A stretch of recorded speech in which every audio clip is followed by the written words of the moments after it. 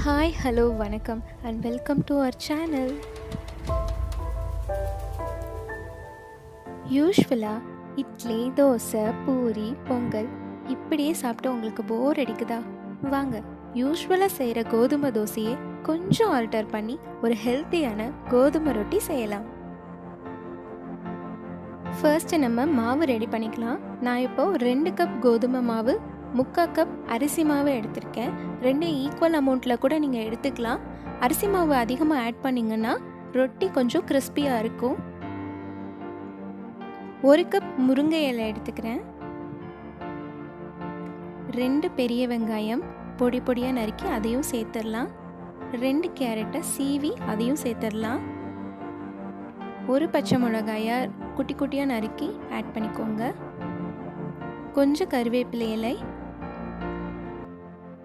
தேவையான அளவு உப்பு. இப்போ இது எல்லாத்தையும் நல்லா மிக்ஸ் பண்ணி எடுத்துக்கலாம். அந்த மாவு, முருங்கை இலை, கேரட், வெங்காயம் இது எல்லாமே ட்ரையாக ஃபுல்லாக நல்லா கலந்து எடுத்ததுக்கப்புறம் கொஞ்சம் கொஞ்சமாக தண்ணி சேர்த்து அதை ஒரு மாவு கன்சிஸ்டன்சிக்கு நம்ம மிக்ஸ் பண்ணி எடுத்துக்கலாம்.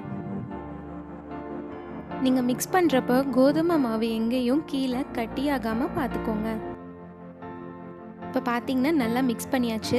இந்த பதத்துக்கு மிக்ஸ் பண்ணி எடுத்துக்கோங்க. உங்களுக்கு ரொட்டியாக வேணும்னா இந்த பதம் இருந்தால் போதும்.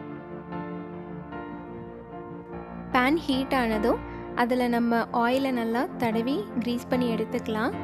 நம்ம எடுத்து வச்சுருக்க பேட்டரை அதில் நல்லா ஸ்ப்ரெட் பண்ணி விட்டுக்கலாம். ஒரு ஸ்பூன் எடுத்து அதை ஈக்குவலாக ஸ்ப்ரெட் பண்ணி விடுங்க. அந்த ஸ்பூனில் அது ஒட்டும். ஸோ தண்ணியில் டிப் பண்ணி ஒவ்வொரு தடவையும் ஸ்ப்ரெட் பண்ணி விடுங்க.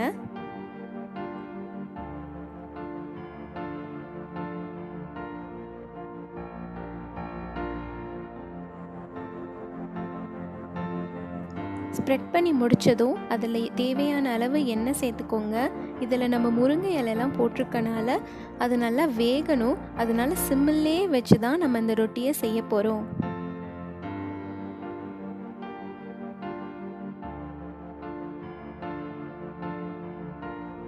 இப்போ கீழ்ப்பகுதியில் ஓரளவுக்கு வெந்திருக்கும். ஸோ இந்த டைம் திருப்பி போட்டுக்கலாம்.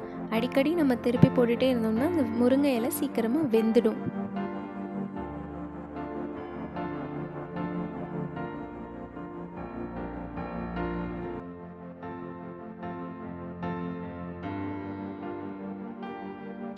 அடிக்கடி இந்த ரொட்டியை நீங்கள் ப்ரெஸ் பண்ணிகிட்டே இருங்க. உள்ளுக்குள்ளே இருக்க மாவெல்லாம் அப்போ தான் கொஞ்சம் சீக்கிரமாக வேகும்.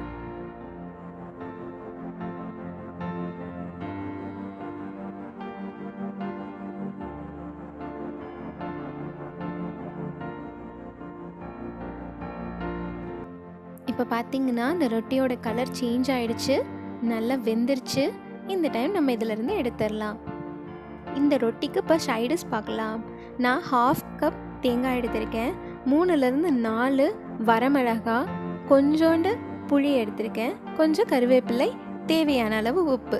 இதை அப்படியே அரைச்சி எடுத்துக்கலாம். இதில் கடுகு, கருவேப்பிலை, வரமிளகாய் இதை அப்படியே தாளித்து ஊற்றிக்கலாம்.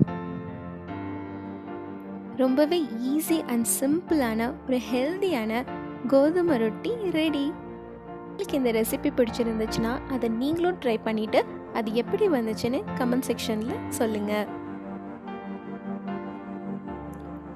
மறக்காமல் இந்த வீடியோவை லைக் அண்ட் ஷேர் பண்ணுங்கள். எங்கள் சேனலை சப்ஸ்கிரைப் பண்ணுங்கள். தேங்க்யூ ஃபார் வாட்சிங்.